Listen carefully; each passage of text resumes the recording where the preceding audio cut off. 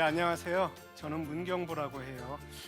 중학교 10년, 고등학교 한 12년 국어 선생 하다가 이제 몸이 좀 안 좋아서 학교에서 그만두고 이제 아이들과 함께 또는 부모님들과 함께 또는 선생님들과 함께 또는 여러 단체에서 이 땅의 미래들에게 많은 관심 있는 단체를 돌아다니면서 경험도 팔고 말품도 팔고 발품도 팔고 그러고 돌아다니는 사람입니다. I can do it, I can do it. 수백 번 더 다시 일어날 거야. 그날을 위해서 내 눈물은 잠시 감출게. I can do it, I can do it. 한숨 따윈 내게 어울리지 않아. 난 해낼 수 있어. 이병률 씨가 쓴 책이 있습니다. 바람이 분다 당신이 좋다라는 그런 책에 보면 이런 구절이 나오더군요. 외로움이 없는 것도 인생이냐. 그러니까 우리들의 인생에서 힘겹고 외롭고 힘들었던 것들을 빼버리면 남는 게 없다는 거죠. 껴안고 가는 것. 오늘 그 얘기를 좀 드리고 싶어요. 엄마도 힘들어. 저 제목에 격하게도 공감하시더군요. 물론 이제 저기 문 소장님 아빠도 힘들어요. 그러고 학교에 가면 교사도 힘들어요. 뭐 교장 선생님 우리도 힘들어요. 그러시면 다 그렇습니다. 왜 다 힘든 사람만 있고 힘들지 않은 사람들은 없는지 이 세상은. 그런데 그래서 세상이 유지되나 봅니다. 그죠? 힘든 사람들 덕분에 그 감사함. 그렇지만 조금 덜 힘드는 방법에 대해서 오늘 말씀을 좀 드리려고 해요. 아이가 태어났다. 그리고 엄마가 태어났다라는 말이 있습니다.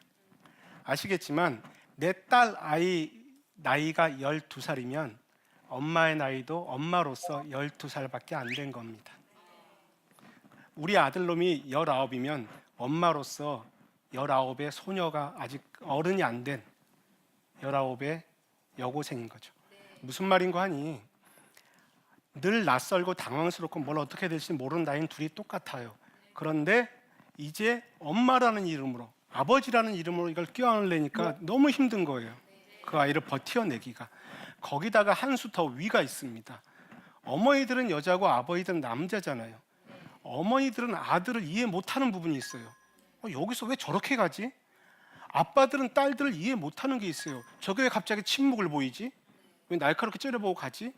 이해가 안 되는 부분이 있어요. 엄마는 야단치고 나서 마음이 힘든데 좀 오후에 오더니 엄마하고 아들내미가 아무 생각 없이 웃으면서 들어와요. 황당해요. 딸하고도 마찬가지예요. 엄마도 막 얘기하다 보면 딸이 맞았어요.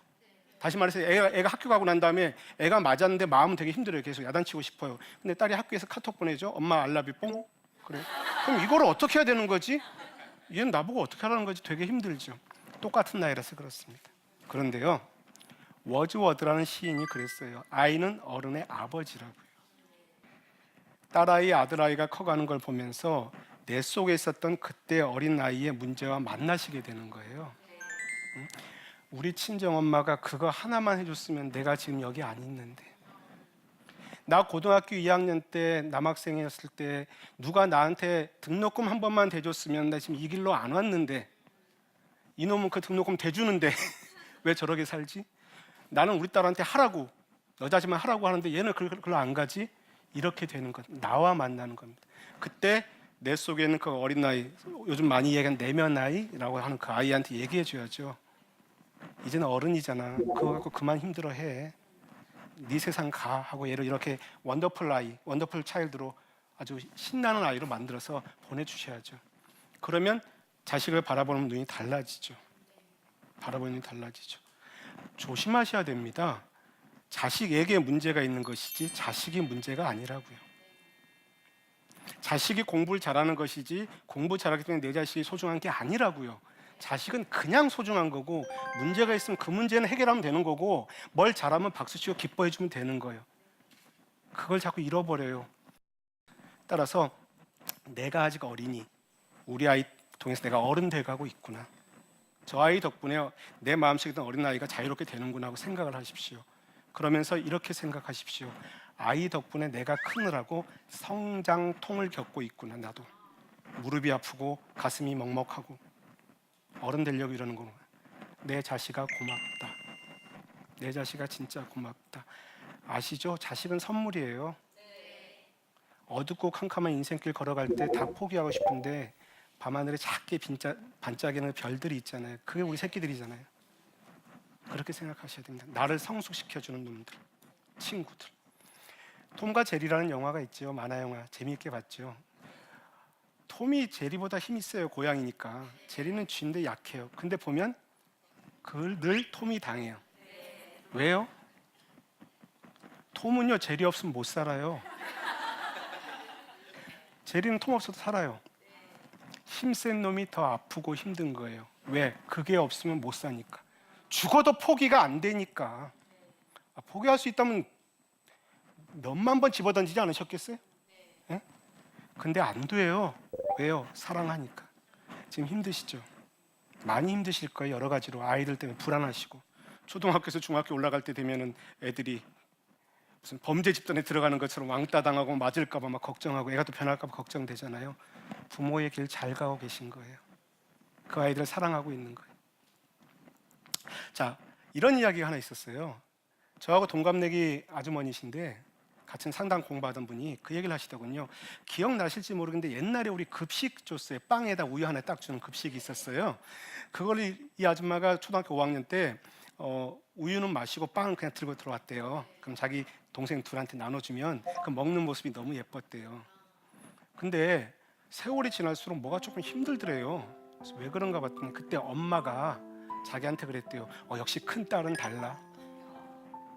그런데 자기 마음속에는 이런 마음이 지금도 있더래요.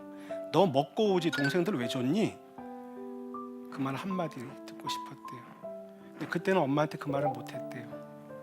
왜 안 먹고 싶었겠어요? 초등학교 5학년짜리가. 먹든 안 먹든 그 얘기를 한마디 들었으면 더 좋았을 텐데. 그거죠. 왜 그때 그 말들을 못했을까요? 심리학 상담할 때 쓰는 유명한 말들이 있습니다. 그 중에 하나가 말을 해야 알지. 지 혼자 쿵쿵대고. 세상은요 아무도 몰라요 나에 대해서 얘기 안 하면. 그래서 표현하시는 게 건강한 겁니다. 대신 잘 표현하셔야죠. 그게 문제인 거죠. 이런 이야기도 있었습니다. 제가 다니는 교회에 고아 부부가 있었습니다. 그러니까 여자도 고아고 남자도 고아였는데 형 누나였는데 저한테 결혼했습니다. 근데 너무 행복하게 보여서 좋았어요. 그런데 신혼여행 갔다 오다가 형이 택시 운전사였는데 신혼여행 갔다 오다가 교통사고 나서 죽었습니다. 형이. 누나는 임신 상태였고. 너무너무 울고 형의 장례식에서 사람들이 다 오는데 누나는 못 울어요. 다 그냥 앉아 있어서 멍하니 있어요. 교회 종치기 땡땡이 권사님이라고 종치는 권사님이 계셔서 할머니가 80대 하셨는데 이러고 오신 거예요. 6.25 때 아들들 딸들 다 잃어버린. 결국 한 아들만 겨우 키워낸, 잘 키워낸. 이러고 오셨어요. 울더니 딱 끼얹더니 내가 네 맘 안다. 울어. 그 힘으로 그 누나가 잘 살았거든요. 근데 애를 키우다 보니까 애가 아들내미가 7살이 되니까 7살은 사람이 아니잖아요. 중학교 2학년을 유일하게 대적할 수 있는 나이가 7살이거든요. 남자들이. 사람이 아니에요. 너무 힘들어지니까 어떤 생각을 했냐면 재혼을 생각한 거예요. 근데 다시 결혼해도 되나? 그 전 남편하고 진짜 막 사랑했는데 할머니한테 이제 돌아가시 거의 얼마 안 남으신 90이 넘으셨죠. 할머니한테 물어본 거예요. 권사님 저 어떻게 하면 좋아요? 그랬더니 할머님이 명언을 남기시고 그게 유언이 돼버렸습니다. 명언을 남기시고 네가 하고 싶으면 해.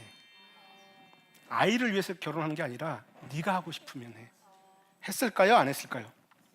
안 했어요. 네. 이거 아니다 싶었어요. 네, 안 했어요. 그리고 한참 지나서 했어요. 애가 다 크고 20살 넘어서 애 나간 다음에 한 거예요. 엄마죠. 무슨 마음인지 아시잖아요. 독립된들 그렇게 해서 했어요. 원해서 한 선택인지 주변의 시선 때문에 하는 선택인지는 정확히 구별을 하셔야 돼요.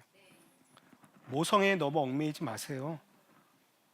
어머님들도 귀중한 생이에요. 자식들만 귀중한 생 아니에요. 내가 똑바로 안 살면 내 자식 똑바로 못 살아요. 거짓말하지 마세요 제발. 그래놓고선 이 다음에 얘가 이만큼 나이 먹었을 때 내가 너한테 일생을 바쳤는데 그래서 며느리하고 머리끄댕이 잡으실래요? 그건 아니잖아요. 그건 아무도 원하는 게 아니에요. 누가 그렇게 살라고 했냐고. 자, 이런 말이 있어요. 엮이는 가족이란 말이 있어요. 이게 무슨 이야기냐면 아버지가 일반적으로 아버지가 돈을 벌어오고 엄마가 집안 살림을 하고 아이들이 공부를 하잖아요. 근데 어떻게 보면 아버님이 이제 편찮으셔서 집에 그냥 계시고 어머님이 돈 벌어 오게 되고 애들이 집안 살림을 하게 되잖아요. 이게 엮이는 가족이 아니고요. 엮이는 가정 아니에요. 우리 그냥 가는 가정이에요. 자, 그런데 엄마가 너무 지쳐서 딱 왔는데 집안이 너무 어지러운 거예요. 사실은 그 집안은 엄마가 일 안 나와도 어지러울 거예요. 애들이 어지럽힌 거니까. 애들 방 지저분하면 왜 올라오는 거 있잖아요. 그래 갖고서 막 화를 내세요. 그럼 아이들은 어떻게 살까요? 아이들은 두 가지 중에 하나 선택해요. 첫 번째는 엄마 말은 무지 잘 들어서 방 청소 깨끗이 해놓거나 애씨 맨날 해도 야단 맞는 거 하면서 안 해버리거나 완전히 망난이 되거나 그런 거예요. 엄마의 마음에 들거나 엄마하고 생각하는 반대되는 행동을 해서 관심을 계속 유지하거나 어느 게 쉬울까요? 두 번째가 쉽죠. 엄마들의 욕심 주머니는 밑이 없어요. 왜냐하면 전교 1등 한 애가 엄마한테 뭐 엄마가 얻고 다니실 것 같아요? 영재학교 제대로 안 간다고 야단 맞고 있어요. 원래 그래요. 그러니까 이왕 애 말 안 듣고 관심을 계속 가지시니까 어차피 청소 안 하는 거니까 그렇게 선택하게 돼요. 그러다 보면 우리들 다 엮이는 점이 있어요. 집안에 다 트라우마들이 하나씩 있어요. 우리 집 남의 집 구별할 필요는 없고요. 그러다 보니까 그 집안에서 정서적으로 문제가 있는 사람들한테 모든 사람의 관심이 집중된 가정, 이게 엮이는 가족이에요. 예를 들면 아시겠죠? 아픈 사람이 중심이 돼요. 시어머니가 편찮으시면 모든 게 글로 돌아가요. 네, 그래요. 아픈 사람이 힘센 사람이고요. 약한 사람이 힘세요. 가족 관계에서는. 이기는 방법 알려드릴게요. 이게 싸움 얘기인데 이기는 방법 알려드려야 되잖아요. 버티는 겁니다. 끝까지 버틴 놈이 인생에서는 승리합니다. 자잘한 싸움에서는 힘센 놈들이 이긴 거 맞아요. 큰 싸움에서는 끝까지 버텨내는 것. 그런 것들을 어머니의 사랑이라고 이야기합니다. 네. 마음속에 엮이는 가족들, 엮이는 가정 이런 생각들이 있으시면 화해하는 방법 하나 알려드릴게요. 돌아가신 아버지 무덤가나 아버지 유품이 있거나 지금 살아계셔도 말씀 나누지 마세요. 연세 드셔서 잘 몰라요 무슨 말 하시는지. 그걸 딱 보고서 너무나 힘들면 여자분이면 아빠 나 힘들다. 중학교 1학년 이놈 올라갔는데 맨날 학교에서 오라고 그러고 나 미치겠다. 아빠 얘는 공부는 잘하는데 몸이 왜 이렇게 약하대? 나 너무 힘들어. 하고서 펑펑 우셔야 돼요.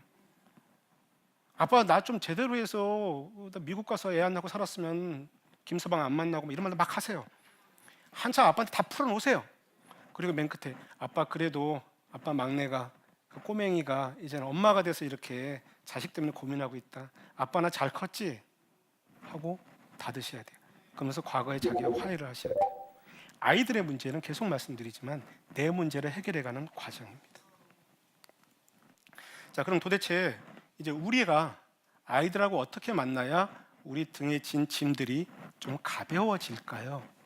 어떻게 만나야 될까요? 앞에서 끌고 가지 마시고요. 잠시 멈춰서서 그들의 이야기를 반걸음 뒤에서 들어주세요. 일고수 이명창이란 말 혹시 아시나요? 북을 판소리를 할 때 북치는 사람이 고수잖아요. 고수가 1등이고요. 창을 하는 판소리 하는 사람이 2등이에요. 그래서 이 사람이 판소리를 잘하려면 고수가 얼쑤하고 추임새도 늘어주고 하다 지치면 앉아서 이야기도 주거니 받거니 해주고 해야 돼요.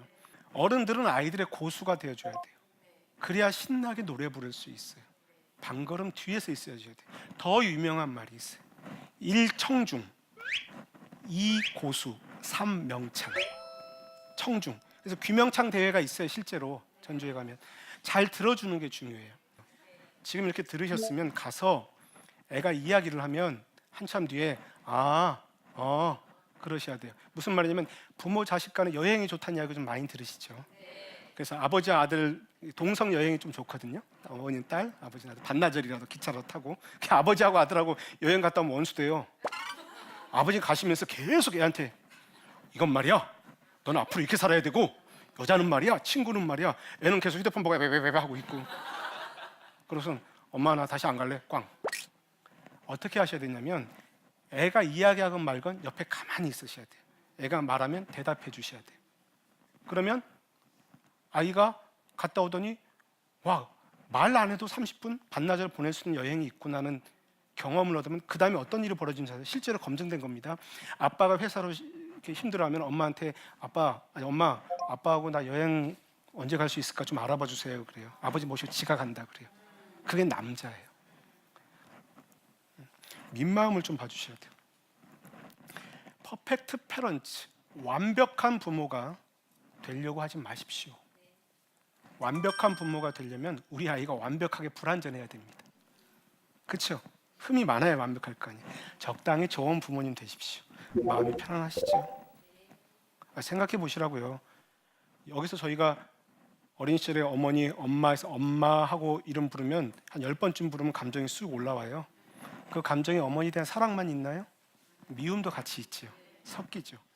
나는 애한테 사랑이라고 줬는데 이 애가 사랑이 아니고 미움으로 받아들일 수가 있어요. 나는 목마르다 해서 물을 줬는데 얘는 그걸 홍수로 느낄 수가 있다고요. 그 안에 빠져 죽을 수가 있다고요. 따라서 적당히 됐어. 그다음 네가 해. 이렇게 하셔도 아이들은 충분히 잘 자랍니다. 적당히 좋은 부모님 되시고요. 자녀들을 효자 효녀로 제발 좀 만들지 마십시오. 효자 효녀가 뭐죠? 이 다음에 어른 됐을 때 성인 된 남자들한테 조사를 해보니까 말 잘 듣는 사람 맞는데요. 어릴 땐 맞는데요. 성인이 돼 보니까 재작년에 통계가 나왔는데 우리나라 한국 사람의 87%가 부모님이 불쌍해서 효도한다고 하더군요. 어른들이. 곰곰이 생각해 보시라고요. 평생 구박받던 둘째 딸이 시집 못 가고 친정 엄마하고 살지 않아요? 엄마 불쌍하니까. 오빠도 못 보고 막내는 결혼 안 하고 돌아다니니까. 자녀가 효자 효녀가 되려면 엄마 아빠가 불쌍해져야 돼요. 그러지 마세요. 부모는 언제나 그 자리에 강하게 이건 우리 자리야 임마. 너 오면 밥 해주고 재워줄게. 열심히 살아. 엄마 아빠 걱정하지 말고. 그래서 본인 시간을 많이 가지셔야 된다. 어떤 아이를 상담을 했습니다. 엄마와 관계가 되게 안 좋았어요. 8번 상담을 하기로 했는데 7번까지 침묵이에요. 남자 고등학생인데. 그래서 8번째 제가 분위기 있는 찻집에 가서 차 한 잔 사주면서 저도 모르게 이런 말 했습니다. 너 엄마 사랑해서 힘드냐 미워해서 힘드냐. 그 아이가 한참 있다 한숨을 팍 쉬더니 기분이 참 그러네요 선생님. 왜? 제가 엄마를 사랑하고 있었네요. 엄마를 미워한 게 아니었네요. 지극히 미워하는 상대는 좀 기다리면 지독히 자기가 사랑하고 있었다는 걸 깨닫게 됩니다. 그래서 제가 그랬습니다. 그랬구나. 엄마를 사랑할 수밖에 없는 어떤 이유가 있었겠지. 근데 그러느라고 너 사랑할 시간을 잃어버렸구나. 그대로 여기 계신 분들한테 선물로 드립니다. 자식이나 주변 사람 사랑하느라고 자기 사랑할 시간 잃어버리지 마십시오. 그게 답입니다. 학교 폭력을 하는 아이들하고 상담을 할 때 마지막으로 제가 하는 말이 있습니다. 너 너무 잘하려고 애쓰지 마. 그때까지 얼굴 굳어있던 놈들이 그 말 한마디 다 웁니다. 열심히 잘해보려고 하다가 거기까지 온 거죠. 똑같이 선물 드립니다. 자식들을 위해서 너무 잘하려고 애쓰지 마세요. 그냥 지금까지 하시던 대로 변함없이 그 자리만 지켜주세요. 그러면 우리 아이들은 돌아옵니다. 왜냐하면 사람은 자기에게 가장 행복한 장소로 가게 돼 있거든요. 홈런을 친 타자는 홈에서 런했다가 런으로 홈으로 다시 돌아오거든요. 런홈을 하거든요. 점수 하나 따고 그때 그 자리에 엄마 있어야죠. 그렇죠? 그래서 그 자리에서 지금 모습 그대로 잘 지켜주시면서 기도해 주시고 기다려 주시고 그런 어머님들이 되신다면 힘든 엄마의 자리에서 조금은 가벼워지시지 않을까 하고 제가 여러 가지 말들을 좀 준비해 봤습니다. 감사합니다.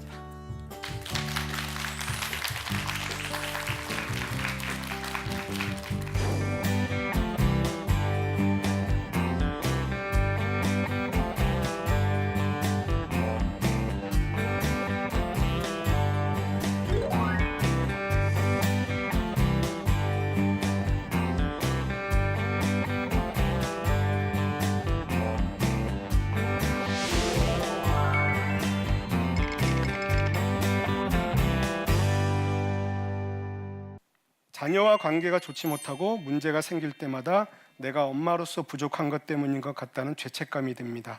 이 죄책감을 어떻게 다스려야 할까요? 죄책감입니다. 감정 단어라는 게 있습니다. 인터넷에서 한번 검색을 해보시거나 누구한테 부탁을 해서 프린트를 해서 좀 보십시오. 어떤 안 좋은 일이 있었을 때 내가 드는 감정이 늘 같아요. 이분은 이제 죄책감으로 온 거고 어떤 사람은 분노로 오고 어떤 사람은 불안함으로 오고 어떤 사람은 우울함으로 옵니다. 안 좋은 상황, 특히나 자녀 문제에서 이럴 때 안 좋은 상황이 왔을 때 그 감정이 들었으면, 또는 남편과의 관계에서 있을 때 남편이 뭐 사업에 실패하면 이상하게 부인이 죄책감이 드는 거예요. 내가 잘 집에서 못 챙겨줘서 그렇구나. 또는 친정 어머니가 편찮으시면 내가 학생 때 너무 속썩여서 지금 엄마 병이 저기까지 온 거야. 자기 죄책감으로 다가요. 그러면 그 죄책감 트라우마를 먼저 해결을 하셔야 자녀와의 관계가 이어집니다. 그래서 어떤 상황이 벌어졌을 때 느끼는 부정적인 감정 한 두세 개 되는데요. 그걸 좀 체크해 보시고 그 감정을 느꼈던 맨 처음 시간, 어렸을 때라든지 뭐 중학교 때라든지 이럴 때 가서 그때 사건하고 만나 가만히 묵상을 하십시오. 그럼 이게 좀 편안해집니다. 그리고 죄책감에서 일단 벗어나게 되면 자녀를 보는 눈이 달라지고요. 그 다음에 두 번째는 아군을 확보하십시오. 남편이 있잖아요. 남편하고 관계가 안 좋으면 자녀와의 관계가 잘 안 풀립니다. 자녀와 관계가 잘 안 된다 싶으면 이거는 우리 남편 짝꿍하고 관계를 회복하라는 신호구나 해서 이쪽으로 먼저 가셔야 됩니다. 그래서 남편 입에서 이 말 나와야 됩니다. 아내 입에서 이 말 나와야 됩니다. 당신이 최고야. 애들 다 필요 없으는 말이 서로가 나와야 돼. 그럼 버팁니다. 엄마 아빠가 사이가 좋고 아이를 무관심하면 그 집 애들은 무조건 성공합니다. 제 경험학적으로 실제로 그렇습니다. 싸우다가 화해 잘하시고 이런 분들. 그 다음에 세 번째 마지막 답을 드리겠습니다. 잔인한 답입니다. 자녀와 헤어지는 연습하시는 겁니다. 독립된 개체로 이제 떠나 보내는 겁니다. 진짜 인정하기 싫어요 이거. 근데요 그렇게 돼요. 온몸이 찢어지는 같은 아픔, 슬픔, 불안함, 당혹스러움. 내가 대신 아파주고 싶은데, 내가 대신 수능 시험 봐주고 싶은데 그때 못하는 그 안타까움, 거기에 내가 어찌할 수 없고 내가 부족하고 느끼는 거, 여기서부터가 자녀와 헤어짐의 시작입니다. 가끔 그런 생각을 했습니다. 주님은 왜 십자가에서 안 내려오세요? 아프잖아요.